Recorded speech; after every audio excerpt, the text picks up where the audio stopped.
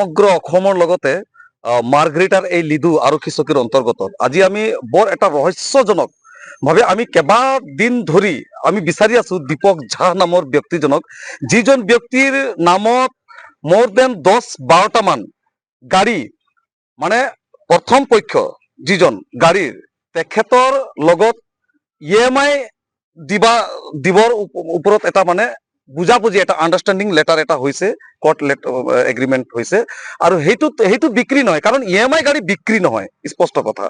তো তেনেধৰণৰ এটা এগ্ৰিমেণ্ট আছে আৰু সেই এগ্ৰিমেণ্টত কোনো ধৰণৰ মানে বিক্ৰীৰ তাত চুক্তি নাই, তাত আণ্ডাৰষ্টেণ্ডিং EMI কোনে দিব কোনে ল'ব ঠিক তেনেকৈ 50,000 বা 1 লাখ টকা এটা লেনদেন হৈছে আৰু এই এনেকা কৰি দীপক ঝা নামৰ ব্যক্তিজন এতিয়া লকআপত আছে।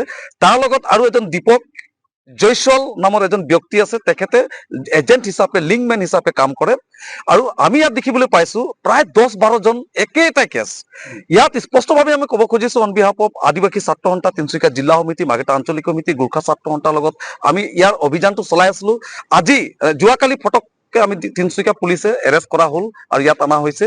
আমি আদিবাসী ছাত্ৰ সন্থা তিনিচুকীয়া জিলা সমিতিৰ তৰফৰ পৰা স্পষ্টভাৱে জিলা প্ৰশাসনক আমি দাবী জনাব খুজিছো যে এই গাড়ীৰ যিটো মানে এটা ইমানদাৰী ডকাইত বুলি ক'ব লাগিব, এইটো এটা চলে বলে কৌশলে প্ৰবঞ্চনা প্ৰলোভন ঠগ প্ৰলোভন এনেকা দি পেলাই মানুহবিলাকক কি কৰে, গাড়ী মালিক বিলাকক টকা অলপ দি পেলাই আণ্ডাৰষ্টেণ্ডিং লেটাৰ এটা বনাই গাড়ী বিক্ৰী হৈ আছে।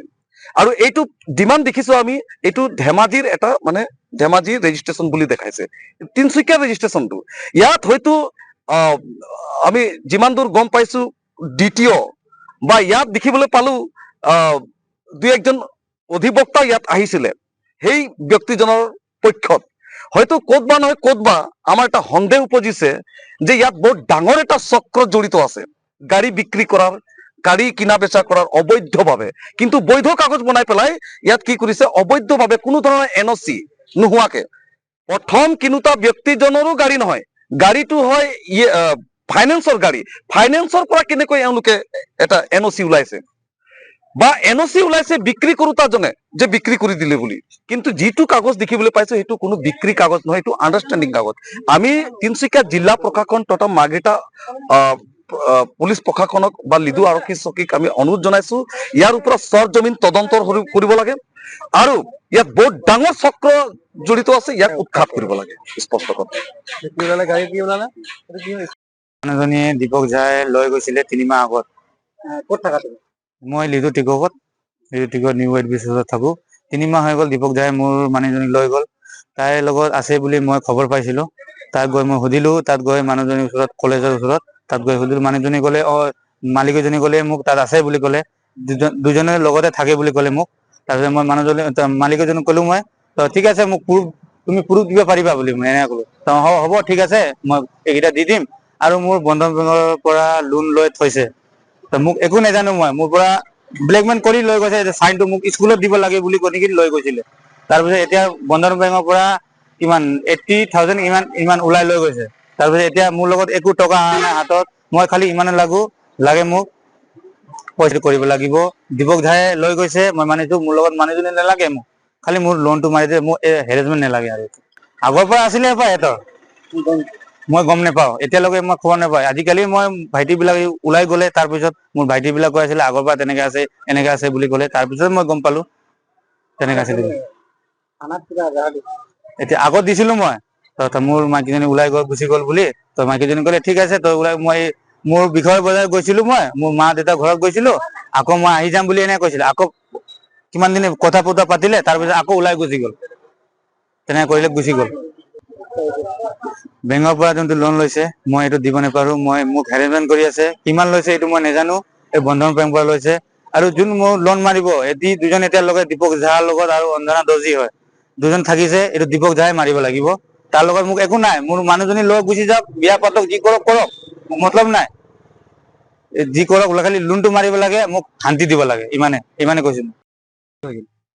মোক মানে অকমান ঘৰৰ পৰিস্থিতি ভাল নাছিলে বুলি মই এটা দাদাক মানে কৈছিলো, দাদাই কৈছিলে ইয়াত গাড়ী লোৱা মানুহ এজন আহিছে যেনেকুৱা ক'লে।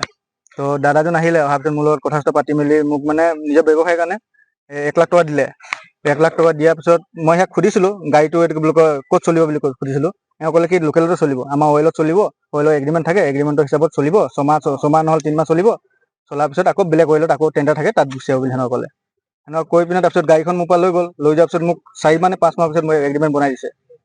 এগ্ৰিমেণ্ট বনাই দিয়াৰ পিছত তাৰপিছত EMI-টো এইটো কি বুলি কয় এটা নে দুটা EMI দিলে, দিয়াৰ পিছত এতিয়া এইটো কি বুলি কয় আপোনাৰ 4 মাহৰ পৰা ইনষ্টলমেণ্ট মোক একো দিয়া নাই, ইনষ্টলমেণ্ট একো দিয়া নাই।